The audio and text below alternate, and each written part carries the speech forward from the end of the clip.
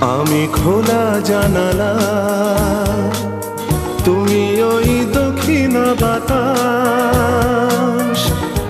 আমি নিঝুম রাত, তুমি কোজাগরি আকাশ। আমি খোলা জানালা, তুমি ওই দক্ষিণ বাতাস। আমি নিঝুম রাত, তুমি কোজাগরি আকাশ।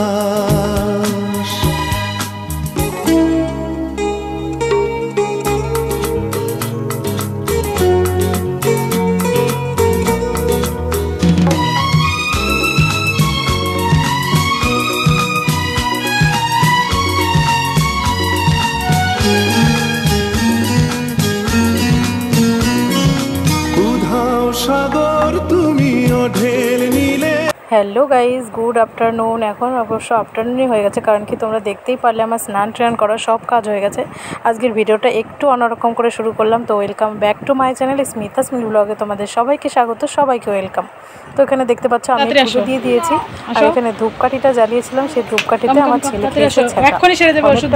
জানো তো, ওষুধ না দিলে সারবে না। দেখি পাইনি যে মা আমার এখানে পুড়ে গেছে।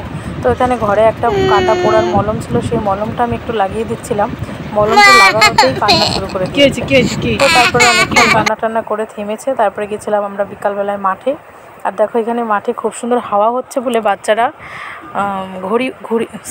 ঘুড়ি উড়াচ্ছিল। তো এটা হলো আমার একটা দেওর হয়, তো ঘুড়ি ওড়াচ্ছিল, আমি পাশে একটু বসেছিলাম।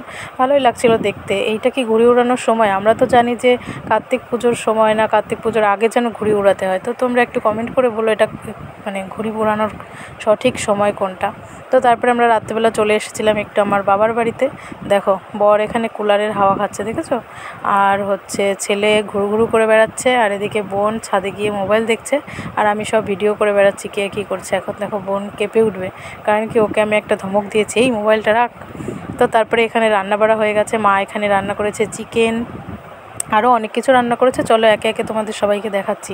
আর খাবার দেওয়ার আগে না মনে ছিল না ভিডিও করার কথা। দেখো খাওয়া প্রায় সবার হয়ে গেছে, তখন এসেছি ভিডিও করতে। এদিকে রয়েছে সাদা ভাত, আর এটা হলো পটল ভাজা, এখানে রয়েছে লেবু, আর কি রয়েছে দেখা যাক।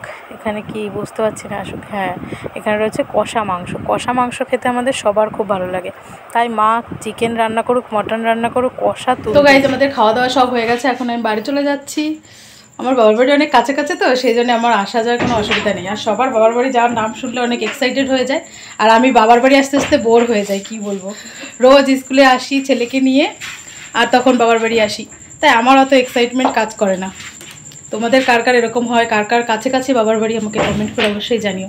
তো এখনের মতো আসছি, আবার দেখা হবে কালকে সকালে। এই ভিডিওটা আমি এখানে শেষ করছি না, কালকে সকালে আবার দেখা হবে। চলো। তো যেমনটা কি তোমাদের বললাম, সত্যি আমার বাবার বাড়িটা এত কাছে যে আমার সত্যি যেতে যেতে বোর হয়ে যায়। আর দেখেছো আমি একদম নাইটি পরেই বাবার বাড়ির থেকে চলে এসেছি, যেহেতু আমাদের গাড়ি আছে আর রাত হয়ে গেছে। অল্প একটু দূর, 5-7 মিনিট মতন লাগে গাড়ি ঠিক করে চালালে পরে। তো সেখান থেকে চলে এসে আমরা এই যে বিছানা করে নিচ্ছি, আর সেই জন্য না এত ঘন ঘন যায় বলে আমার বাবার বাড়ি থাকতেও ইচ্ছা করে না, তাই যাই আর চলে আসি, যাই আর চলে আসি, এই আর কি। তো এদিকে দেখো বরের সাথে কী নিয়ে যেন একটা কথা কাটাকাটি হচ্ছিলো, আর এদিকে মশারি টানানো হচ্ছিলো।